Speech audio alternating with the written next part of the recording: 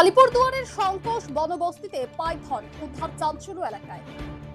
আলিপুরদুয়ার জেলার কুমারগ্রাম ব্লকের ভারত ভুটান সীমান্ত লাগোয়া সংকোষ বনবস্তিতে উদ্ধার হলো একটি অজগর পাইথন।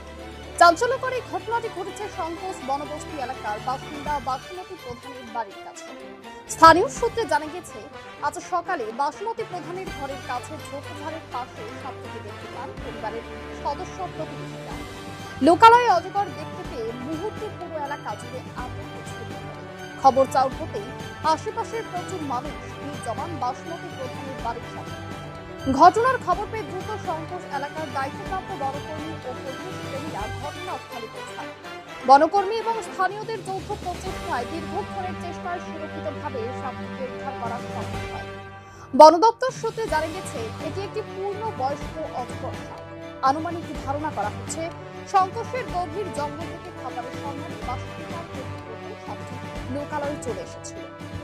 উদ্ধারের পর অজগরটির শারীরিক পরীক্ষা করা হয়েছে এবং বর্তমানে সেটিকে নিরাপদ বনাঞ্চলে ফিরিয়ে দেওয়ার ব্যবস্থা করা হচ্ছে।